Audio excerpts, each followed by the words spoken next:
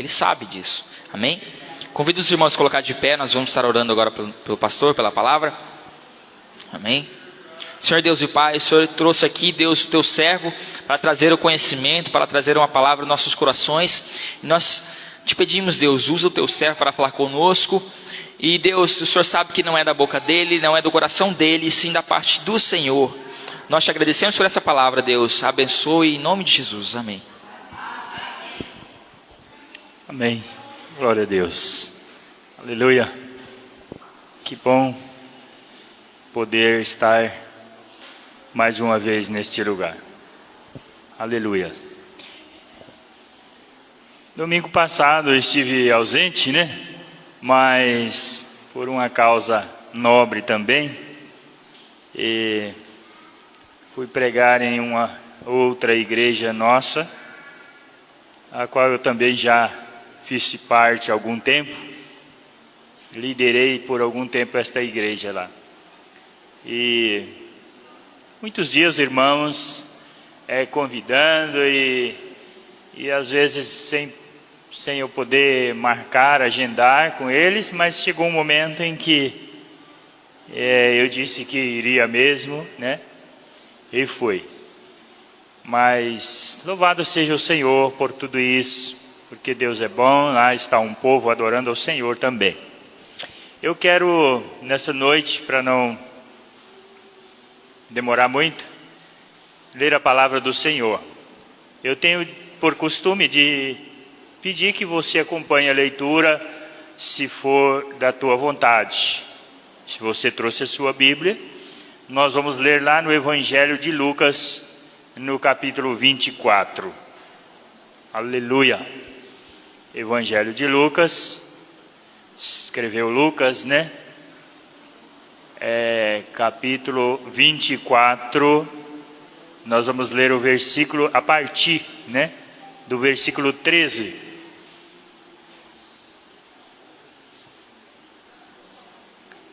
Se você encontrou esta palavra, esse texto, daí você se coloque de pé para nós lermos juntos. Glória a Deus. O pastor Natanael já gosta de fazer surpresa do texto. Agora eu já gosto que todo mundo saiba logo, porque pelo menos, né, nós vamos ao endereço. Evangelho segundo escreveu Lucas, capítulo 24 e verso 13. Diz assim: Nesse mesmo dia ia dois deles para uma aldeia chamada Emaús, que distava de Jerusalém 60 estádios. E iam comentando entre si tudo aquilo que havia sucedido. Enquanto assim comentavam e discutiam, o próprio Jesus se aproximou e ia com eles. Mas os olhos deles estavam como os que fechados, de sorte que não o reconheceram. Então ele lhes perguntou: Que palavras são essas que caminhando trocais entre vós? Eles então pararam triste, e um deles, chamado Cleopas, respondeu-lhe: És tu o único peregrino em Jerusalém que não soube das coisas que nela tenha sucedido nesses dias? Ao que ele lhe perguntou: Quais? Disseram as que dizem a respeito a Jesus o Nazareno, que foi profeta, poderoso em obras e palavras diante de Deus e de todo o povo. E como os principais sacerdotes e as nossas autoridades o entregaram para ser condenado à morte e o crucificaram. Ora, nós esperávamos que fosse ele quem havia de remir Israel. E além de tudo isso, é hoje o terceiro dia desde que estas coisas aconteceram. Verdade é também que algumas mulheres do nosso meio nos encheram de espanto, pois foram de madrugada ao sepulcro e não acharam o corpo dele. Voltaram declarando que tinha tido uma visão de anjos que dizia estar vivo. Além disso, alguns dos que estavam conosco foram ao sepulcro e acharam ser assim como as mulheres haviam dito. A ele, porém, não a viram. Então ele lhe disse: ó nécios e tardos de coração para credes tudo o que os profetas disseram. Porventura não importa que o Cristo padecesse essas coisas e entrasse na sua glória? Começando por Moisés e por todos os profetas, explicou-lhe o que dele se achava em todas as Escrituras.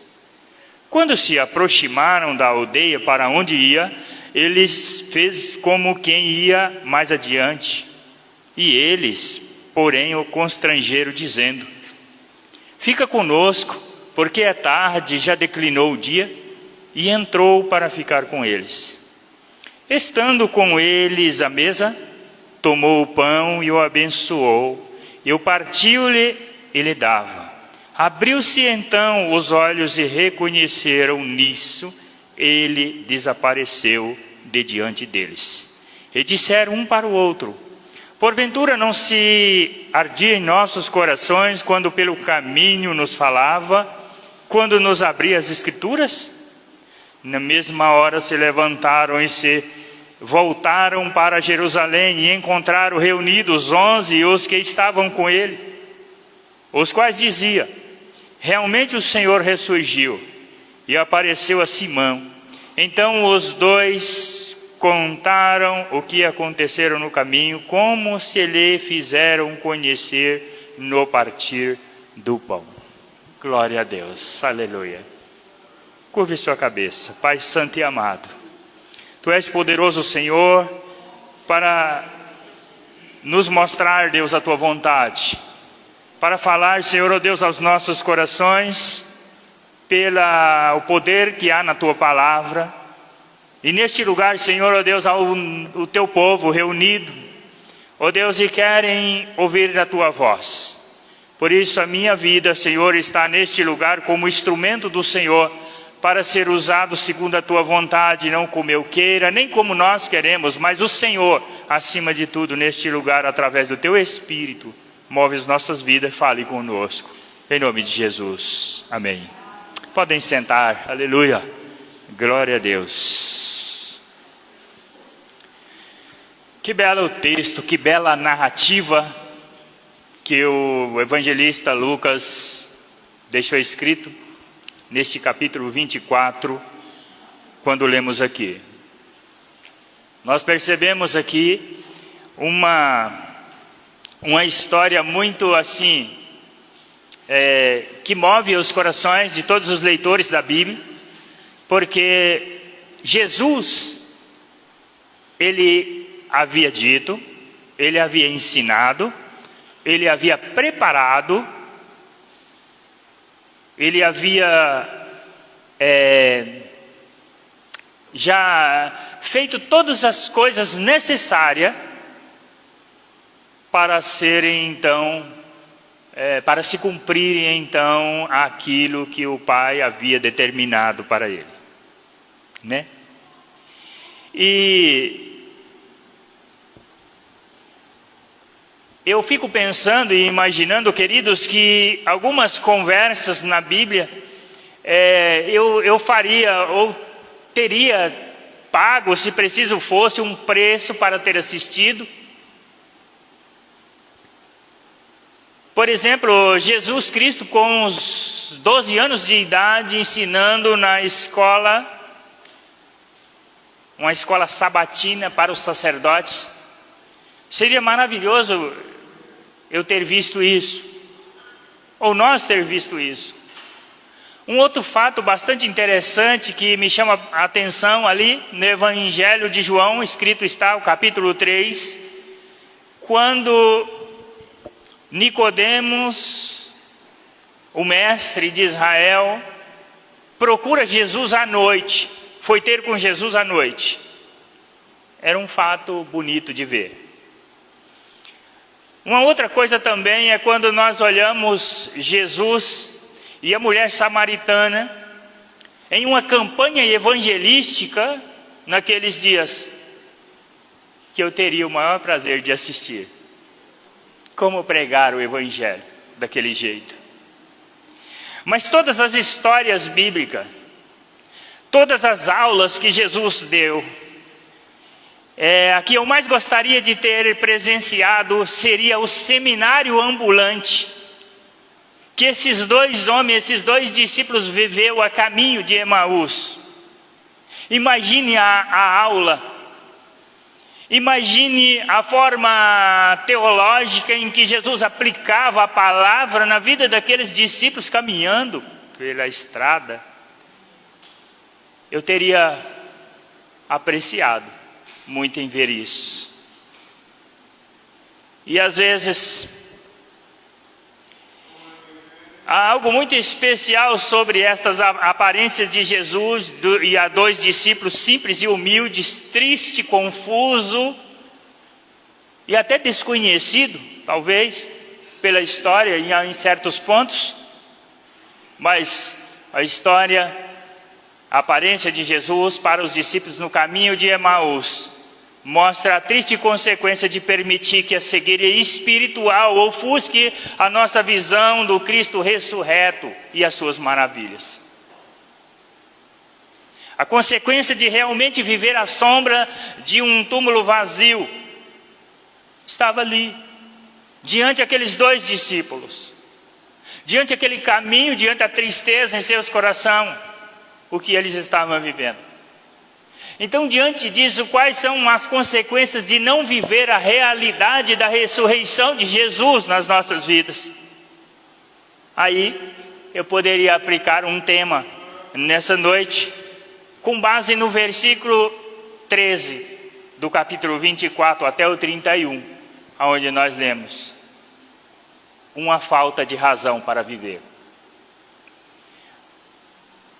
Porque o contexto histórico de Lucas, no Evangelho, altamente preocupado com a humanidade de Jesus, a sua preocupação ali era de expressar tudo o que estava sendo verdadeiramente vivido naqueles dias.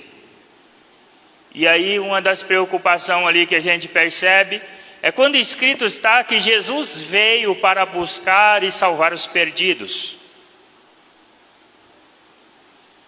Em Lucas, Jesus deu ao homem a preocupar-se com um indivíduo, e significante é que no texto é que Lucas anuncia a ressurreição. Ela é anunciada primeiramente por 3 mulheres: Maria Madalena,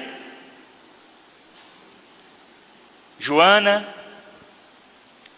também Maria, e depois Jesus se revela para esses 2 seguidores, esses 2 discípulos.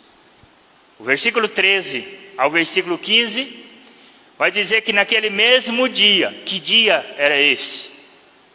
Que o texto disse aqui, aquele mesmo dia, iniciamos lendo assim: era o dia da ressurreição. Domingo, um dia depois dos sábados.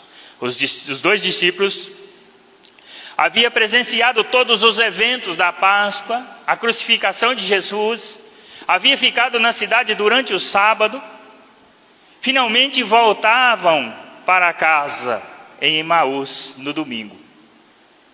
Uma boa possibilidade em que esses discípulos talvez nem fossem casados, porque aqui, note mais tarde, ele diz assim: não ardia em nossos corações. Fica aqui a pergunta, mas o nome desse discípulo que conversa com Jesus era Cleopas, provavelmente o mesmo ali que teve aos pés da cruz, lá no Evangelho de João, no capítulo 19, no verso 25, junto com sua esposa chamada Maria. No capítulo 19, no verso 25 de João. Provavelmente eram casados. E então eles conversando e discutindo sobre o significado de tudo o que havia acontecido em Jerusalém. Por quê? Porque Jesus tinha sido morto. Como podia ser eles tão enganados sobre ele? Talvez eles iam discutindo os 2, pensando assim: olha, ele necessariamente, talvez não, o texto diz, necessariamente ele não precisava ter sido morto. A nossa esperança estava em que esse Jesus era o que ia remir Israel, é o que ia governar, ele ia reinar em Israel para sempre. E nós tínhamos uma boa perspectiva dele. E agora nós fomos enganados. Em algumas dessas coisas, talvez no decorrer desses pensamentos, eles poderiam ter se perguntado também o que foi que deu errado. Por que Jesus morreu? Parece que eles não estão com muita pressa. Eles vão andando pelo caminho, talvez com muita tristeza, andando como pessoas que não têm para onde ir. Talvez por isso Jesus consegue assim chegar perto, alcançá-lo eles também. Então, observando tudo isso, nós vamos ver que no primeiro versículo-chave desse texto, que me chama a atenção, é o versículo 16, que diz que os seus olhos, porém, eles estavam meio que impedidos de reconhecer Jesus. Por não viver talvez a realidade da ressurreição, esses dois tiveram que experimentar talvez uma tristeza. E a consequência, até que os seus olhos foram abertos. Que a sua cegueira espiritual foi causada por uma falta de compreensão de que Jesus é o tema da ressurreição de Jesus. Por exemplo, se nós deixarmos de crer que Jesus vive e reina, nós somos mais miseráveis deste mundo. Quando esquecemos que quem Jesus é, melhor dizendo, e do significado da sua história, sobre a morte, sobre as implicações de nós estarmos em Cristo, facilmente caímos nessas tentações. Facilmente caímos nos desvios da vida, nos desvaneios da vida, perdidos.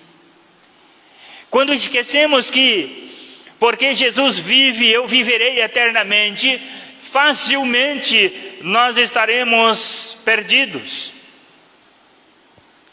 Quando tiramos nossos olhos da glória e do poder da pessoa de Jesus, também facilmente nós nos consideramos perdidos. Quando falhamos por não entender que Ele é o tema de todas as Escrituras, então caímos num buraco criado por uma cegueira espiritual. Talvez esses discípulos não estavam entendendo, ou não havia entendido as Escrituras. Há pelo menos 3 consequências que perseguem aqueles que tiram os olhos de Jesus, que vive como se a vida não fosse eterna, como se Jesus não estivesse ressuscitado, e como se tudo dependesse deles. Então, versículo 17 diz assim: então ele lhes perguntou, que palavras são essas que caminhando trocais entre vós? E eles então pararam triste. O versículo 17 diz que a tristeza, eles estavam tão tristes que eles pararam entristecidos. Talvez no início o pai não queria falar muito, os dois não queriam falar muito. Afinal das contas, podia confiar nesse estrangeiro. Tinha uma outra pessoa, uma terceira pessoa do lado dele, mas eles não sabiam quem era. Talvez a tristeza fez com que a cegueira espiritual não percebessem quem era. Talvez não, certeza disso. E aí por isso eles não queriam comentar. Mas parece que Jesus consegue persuadi-los e a revelarem o que realmente estava passando em seus corações. Eu posso imaginar aqui os dois caminhando, cabisbaixos, confusos, desiludidos, e Jesus põe o seu dedo direito na ferida deles quando pergunta assim: por que estão preocupados? O que aconteceu que parece tão deprimidos? E eles simplesmente param, talvez incrédulo, tão possuído por um remorso, ocupado com o luto pelo seu amigo e mestre falecido. Com isso, talvez o fantasma da tristeza havia estrangulado seus corações, exprimido todas as suas experiências, suas esperanças e alegrias. As tristes circunstâncias que o cercavam invadiam os seus corações. E eles não tinham reação. Quando não vivemos à luz da ressurreição, facilmente nos tornamos vítimas do fantasma da tristeza. Tornamos ateus praticante. Claro que conhecemos Jesus como Salvador, mas tão facilmente focalizamos nas dificuldades dessa vida, sem focalizar as realidades do céu, permitindo que as circunstâncias nos cercam e ditem o nosso estado emocional. Quem não vive a realidade da ressurreição, perde a esperança diante dos obstáculos, diante dos problemas, diante da crise, das mais variadas que vivemos. Acabamos permitindo que a dificuldade, talvez financeira, problemas no serviço, problemas em casa, na saúde, concertos que nunca param em casa, até conflito com a própria igreja roube a nossa alegria. Talvez nos tornamos assim se não vivermos para sempre, porque Jesus vive para sempre e ninguém pode tirar essa alegria. Nós não precisamos viver assim. Jesus vive para sempre. E nós viveremos porque Ele vive. Se você luta com tristeza em seu coração, desânimo, depressão, talvez o primeiro remédio que deve tentar a receita chamada é Jesus, a ressurreição. O apóstolo Paulo aos Romanos, ele disse: não esqueçamos de que nós aos poucos anos de sofrimento nesta vida, não são nada comparada com a glória a ser revelada em nós para toda a eternidade. Em Romanos 8, 18. Paulo também faz questão de falar aos irmãos em Coríntios, lá em 1 Coríntios 15, 19, se a nossa esperança em Cristo se limita apenas a esta vida, nós somos os mais infelizes de todos os homens.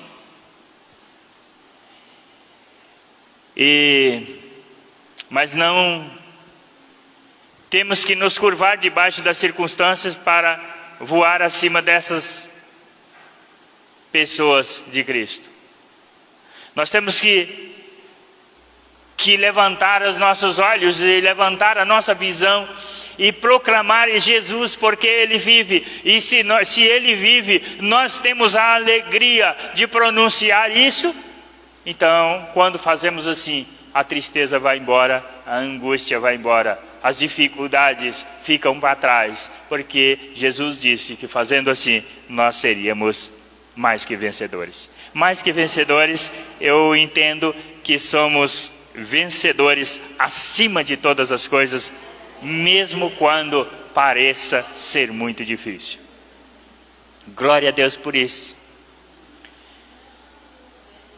Parece que quando nós olhamos para o contexto histórico desses dois discípulos, nós vamos ver que eles estavam sendo considerados uns tolos, vivendo as maravilhas de Deus na sua vida diante deles, mas eles não percebiam ainda. Porque Jesus diz assim, eles disseram assim para Jesus: és o único porventura que, tendo estado em Jerusalém, ignora as ocorrências desses dias? E ele lhe perguntou: quais? Jesus sabia de tudo, mas ele lhe perguntou. Por isso eu digo aqui, parece que esses homens estavam considerados assim tolos. Não via. E aí Jesus vem cá e eles disseram: de certo esse aqui é um que estava lá, assistiu tudo, viu Jesus ser morto, viu Jesus ser crucificado. E então eles viram para ele e disseram: tu és o único, porventura, que tendo estado em Jerusalém, quer dizer assim, você estava aí em Jerusalém, porque agora diz o texto que eles estavam a caminho de Emaús, não estavam muito longe de Jerusalém ainda. E aí, e não sabe estas coisas? Pensa na ironia por trás dessas palavras. O autor Lucas deveria estar dando risada quando ele relata esse acontecimento, né? De fato, ele revela aqui uma tolice dos discípulos, que são cegos mesmo. A solução de todos os seus problemas está debaixo do seu nariz, mas eles não conseguem enxergar. Então eles parecem meio ridículos até, e não um pouco arrogantes. Eles estavam falando com a única pessoa em todo o universo que sabia mesmo o que tinha acontecido. Sabia. Jerusalém estava falando com a única testemunha ocular de todos os eventos em Jerusalém. Naqueles dias, estava ali desde a ceia do Senhor no cenáculo, nas orações no jardim do Éden, no Getsêmani, a traição de Judas, as acusações diante os tribunais ilegais, 2 entrevistas com Pilatos e Herodes, os chicotes, a coroa de espinho, soco na cara, barba arrancada em punhos e a procissão pelas ruas de Jerusalém. O peso da cruz, os pregos, a escuridão, a morte sufocada da cruz, o interior do túmulo, a declaração vitoriosa diante dos demônios e potestades e principados, a morte da morte e a gloriosa ressurreição.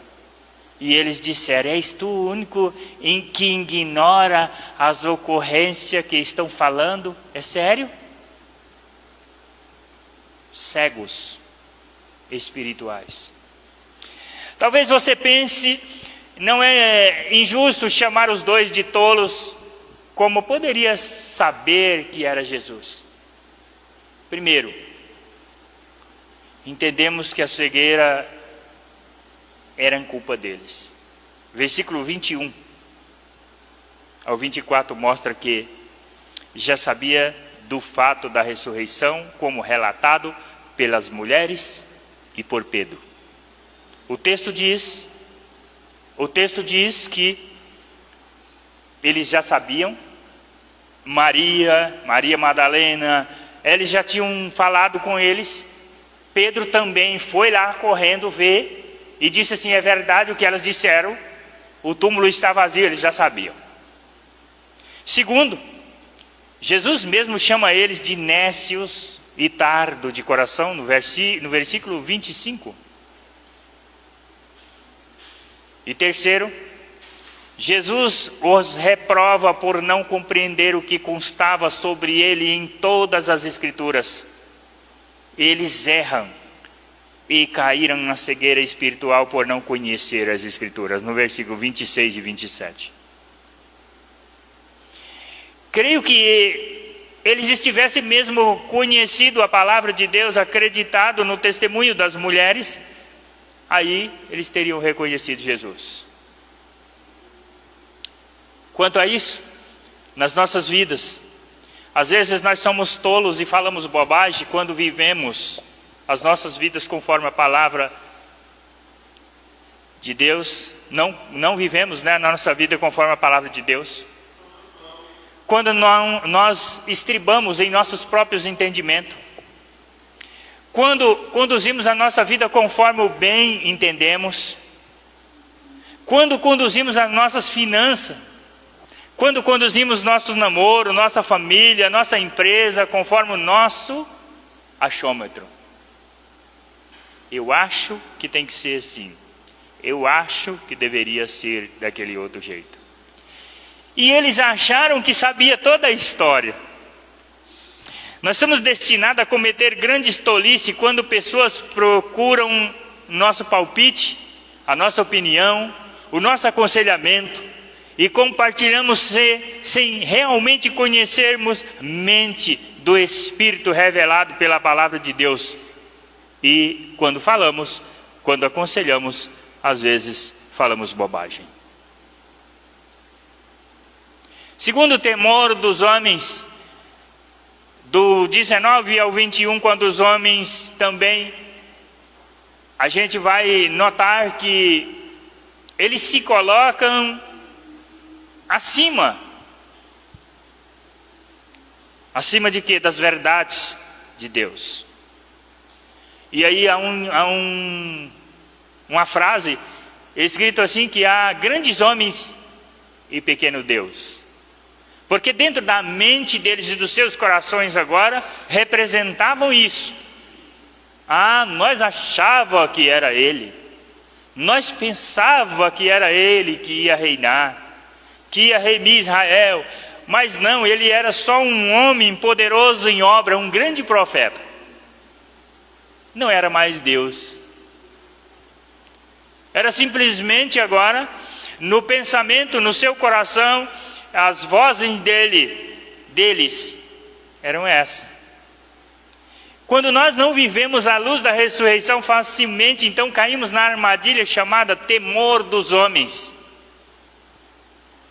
Provérbios capítulo 29, verso 25 diz que quem teme aos homens arma cilada, mas os que confiam no Senhor está seguro. O temor dos homens é caracterizado por uma visão distorcida da realidade em que os homens são grandes, poderosos, mas Deus pequeno, impotente. Isso é chamado como a síndrome dos gafanhotos que afligiu 10 dos 12 espias que entraram na terra prometida. Você conhece a história? Só para esquecer da grandeza do Deus que havia libertado o povo da escravidão. Eles disseram. Quando nós observamos esse texto, nós vamos ver que eles falam assim, olha, nós éramos como gafanhoto diante dos gigantes daquela terra. Foi o relatório que eles deram.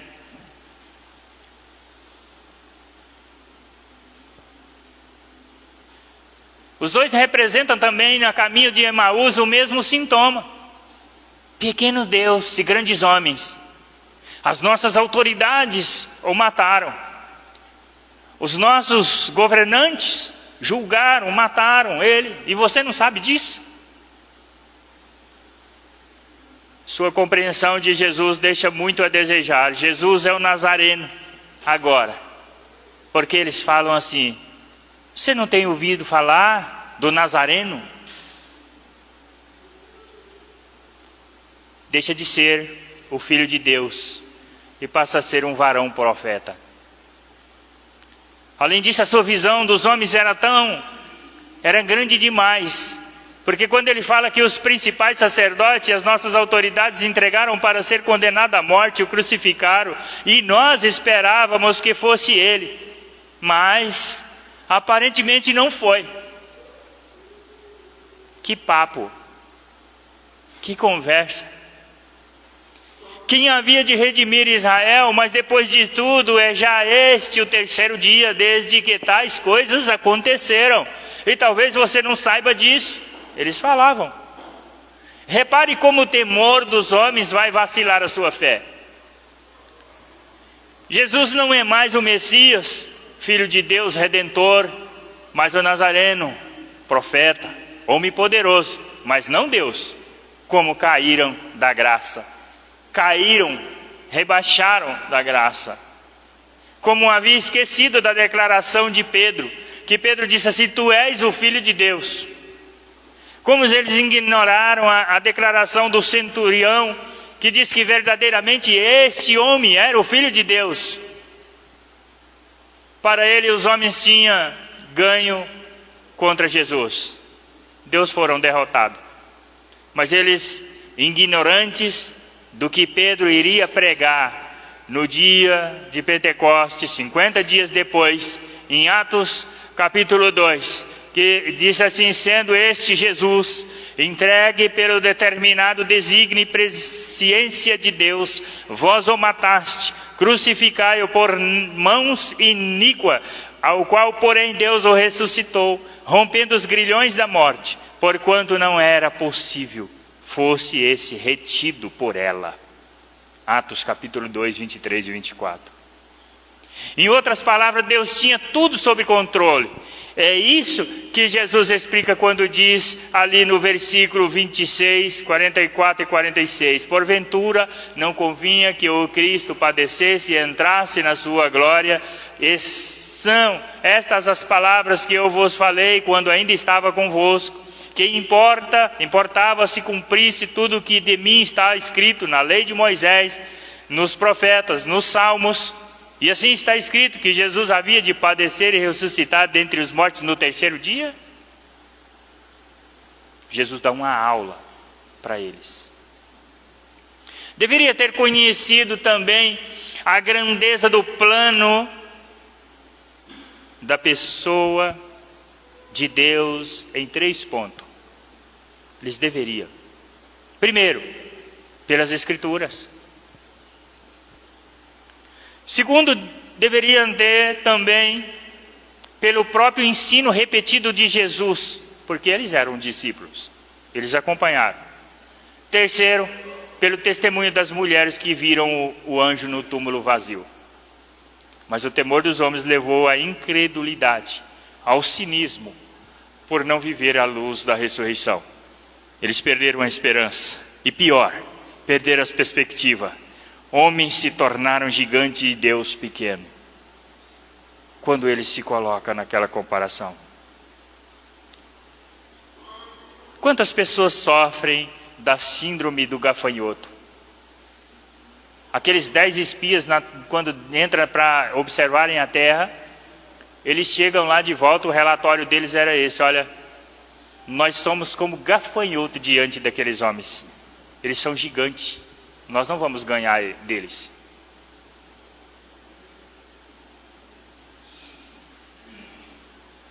Ou vivemos assim, ou vivemos assim, ou então vivemos no poder da ressurreição.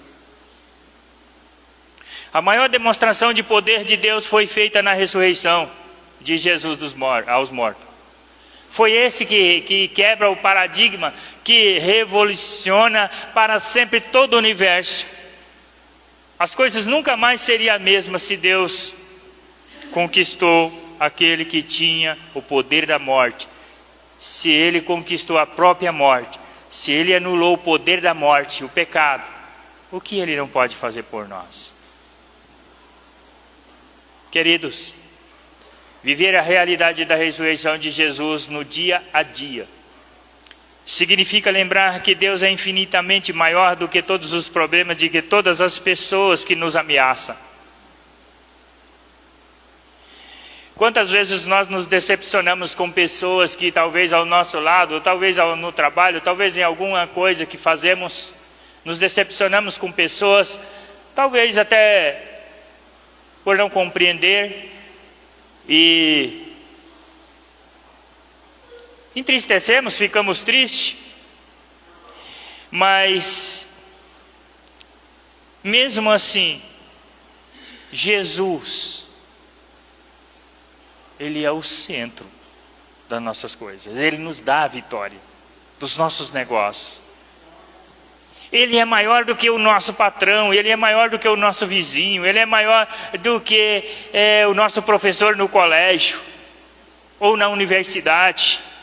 É maior do que a diretora da escola. Ele publica, que a diretora da escola publica onde queremos que as portas se abram.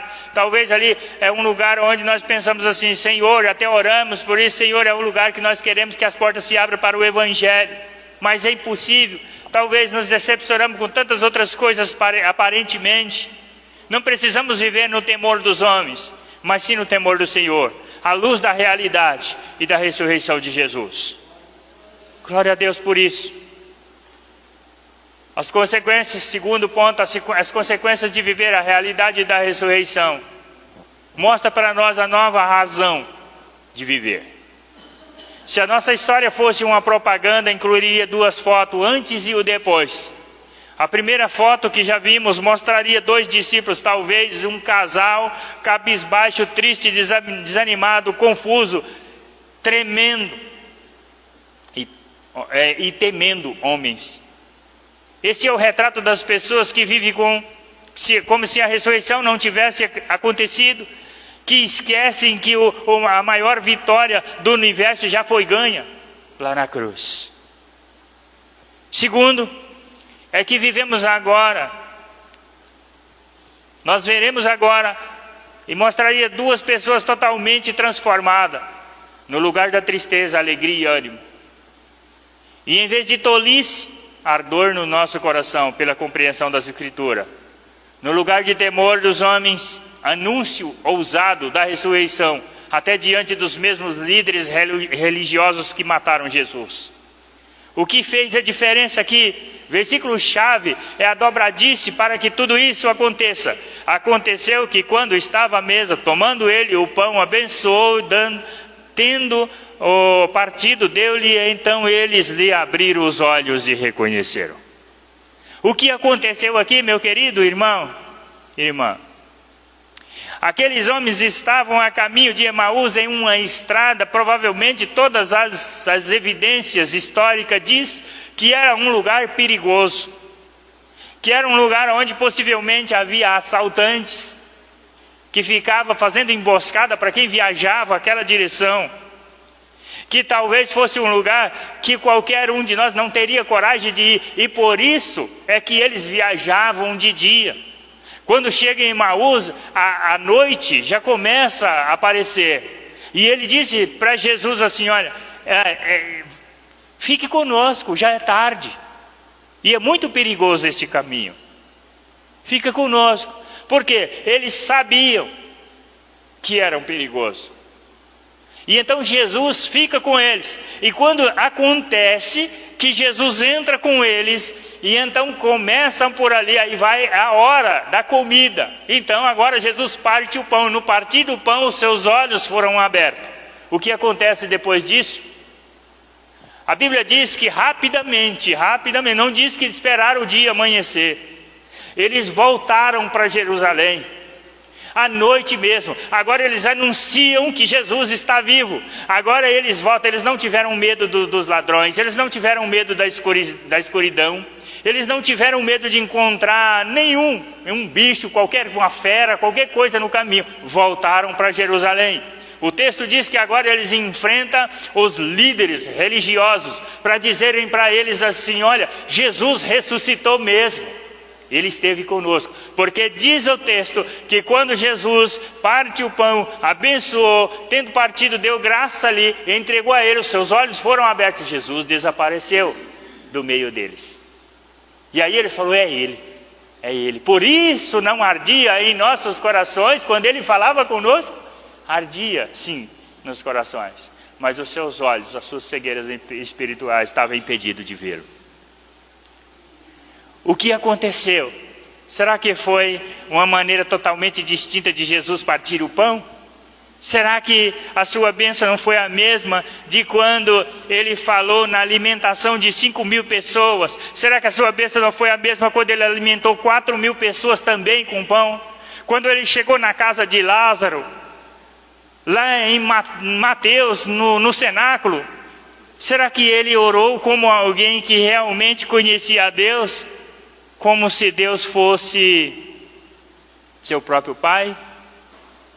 Foi a maneira como ele pronunciou as palavras. Porque ele pegou o pão. Pelo texto a gente consegue perceber. Porque ele disse assim, ó Pai, graças te dou. Não precisou ele falar mais nada. Quando ele pega o pão e ele disse, Pai, graças te dou. Já foi. As escamas caíram dos olhos. Foi a maneira como ele pronunciou as palavras. Obrigado pelo pão, Senhor, meu Pai. Será que eles olharam em talvez os sinais, a marca dos pregos? Ninguém podia duvidar da ressurreição depois de ver aquelas marcas da crucificação que permitia sobrevivente. De jeito nenhum. Importante é que o clímax dessa história foi quando Jesus partiu o pão, símbolo do seu próprio corpo, quebrado por nós. A partir daquele momento, aqueles discípulos começaram a viver a realidade da ressurreição. Tiveram seus olhos abertos pelo Espírito de Deus para realmente compreender que o tema das Escrituras é Jesus e que a ressurreição dele é a nossa razão de viver. Versículo 31 até o 45. Cremos num Jesus ressurreto. Todas as Escrituras fazem sentido. As consequências de viver a realidade da ressurreição são exatas e opostas sobre toda a humanidade. Glória a Deus. Aleluia.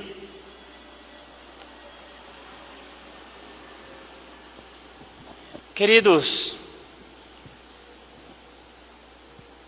ao ler esse texto eu fiquei um tempo pensando e meditando sobre tudo isso, até mesmo porque nós estamos vivendo em um tempo apropriado para falar sobre estas coisas, porque Jesus ele é ressurreto e é o verdadeiro símbolo pascual para nós, né? Entendemos? Passamos pela Páscoa recentemente. E quando passamos pela Páscoa, nós lembramos disso, de tudo isso, porque é o dia. E eu fiquei pensando, como pode nós ser tão falho? Quanta incredulidade tem talvez batido a nossa porta? Talvez a tristeza, a angústia, os problemas, ela vem tentando nos tirar do centro do Evangelho, da Palavra de Deus.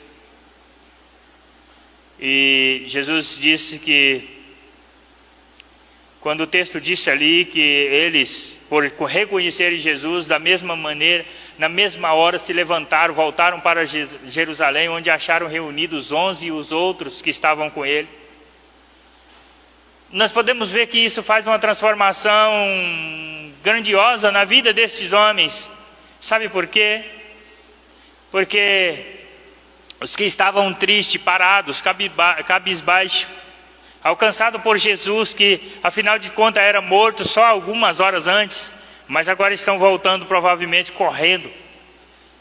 Diz a história que daria 11 quilômetros para Jerusalém, mesmo tendo completado o percurso pouco antes. 22 quilômetros no mesmo dia, na mesma hora. Porque quando eles gastaram 11 para ir, eles gastaram 11 para voltar. A ideia é de que a pressa, urgência, ânimo, mas a realidade da ressurreição transformou-os, pondo um combustível em seus corações e um novo vigor físico e espiritual na vida deles. Profeta Isaías 40, 31. Diz que os que esperam no Senhor renovam as suas forças, sobe como as asas, como a águia, corre e não se cansa, caminha e não se fadiga. É o texto da abertura do culto hoje. Glória a Deus por isso. A realidade da ressurreição que nos dá ânimo é que faz nos enfrentar o dia a dia, faz nós enfrentar os problemas da nossa vida. Por isso, nós estamos felizes neste lugar. Em nome de Cristo Jesus. Aleluia. Aleluia. Vamos continuar ainda em oração. Damos-te louvor a Deus por esta noite estarmos na tua casa. Passamos aqui momentos agradáveis, momentos de comunhão com os irmãos, mas sobretudo comunhão com o Senhor.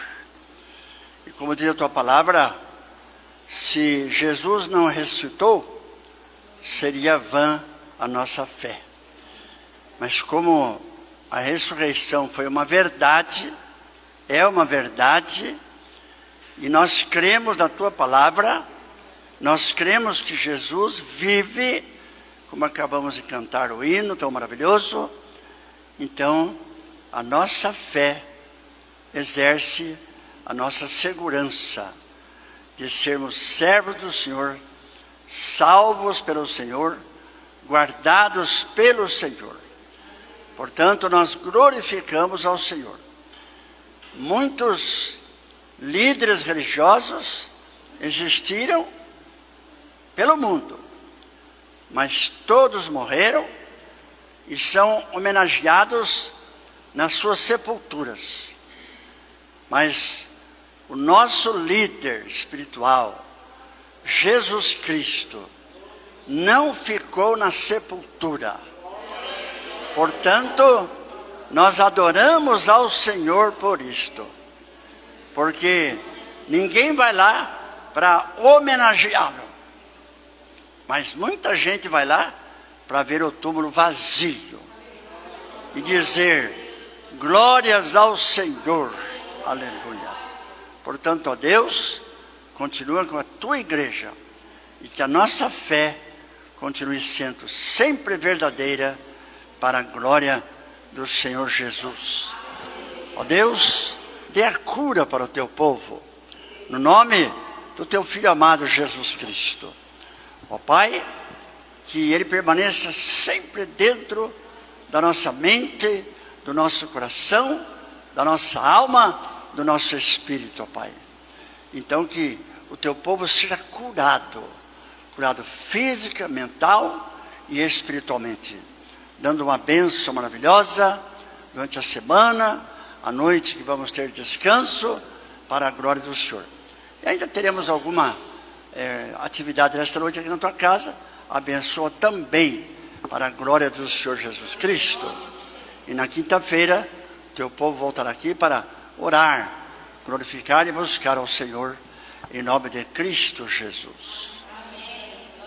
Amém. Queridos, antes que termine, que encerramos aqui, eu quero convidar a irmã Neuza aqui à frente. Eles fizeram aniversário agora recentemente, aleluia. E nós precisamos orar por eles, agradecendo a Deus, porque Deus assim concedeu mais um ano de vida. E eu achei interessante, mas é tudo junto, mas não é tudo no mesmo dia não, né? Não, era 20 ou 22. 20 e 22? Aleluia, então é 3. É 3 aniversários, né? Aí é o seguinte, vamos estar orando e depois cantaremos um parabéns a eles. Depois nós vamos ali ao fundo ali, que tem uma confraternizaçãozinha ali também, né? Amém. Em nome de Jesus, ninguém vai embora. Tá cedo ainda, agora que é 19h30, está no horário, então não pode reclamar do horário não. Aí vamos fazer isso. E para aproveitar que eu já estou falando e eu estou vendo que quando fala assim que tem confraternização as pessoas prestam mais atenção, eu quero aproveitar e anunciar também que domingo, o próximo domingo, às 9 horas da manhã, nós vamos reunir aqui na igreja, porque nós vamos ter o batismo das ovelhas ali. Às 9 horas da manhã nós vamos reunir aqui para ir fazer o batismo. Aleluia. Não sei se o senhor pode vir, o senhor pode? O senhor vai poder vir? Eu posso assistir, né? Eu não vou entrar na água não, né? Amém. Amém? 9 horas nós vamos estar aqui, daqui nós vamos ali, ainda mais nós vai no Rio, hein? No Rio, né? Amém, que bênção. Nós vai no Vou Rio. descer até lá, vamos ver. Vamos lá da Dibe, aí nós fomos lá Amém. olhar. Glória a Jesus. Senhor meu Deus e meu Pai, agora oramos pela vida deste casal, apresentando ao Senhor, ó Deus, e agradecendo, Senhor, ó Deus, porque o Senhor tem concedido, ó Pai, mais um ano de vida, e pedimos, ó Pai, que isso, ó Pai, se repita muitas e muitas vezes, trazendo paz, trazendo alegria, harmonia, saúde física, saúde espiritual, mais ainda, Senhor. Deus, em nome de Jesus, Senhor, nós como igreja, ó Deus, amamos e por isso glorificamos o Teu nome por a vida deste casal. Obrigado, Senhor. Deus, em nome de Cristo Jesus, repreenda todo mal e tudo seja, Deus, para a honra e a glória do Seu nome, em nome de Jesus. Amém. Amém. Pai. Nesta data querida, muitas felicidades, muitos anos de vida, com Deus ao seu lado, um longo sorrir, que a vida lhe seja um eterno sorrir. Aleluia. Amém. Glória a Deus. Eu quero agradecer a homenagem e dizer que a minha querida fez 76 anos e eu fiz 77. E ali está a minha irmã mais nova, Maria Ângela. A Dorcas os irmãos já conhecem. A Maria Ângela é a mais nova, é aquela que foi a minha queridinha quando nós dois éramos criança, né? Então nós somos muito amados, um para com o outro, né?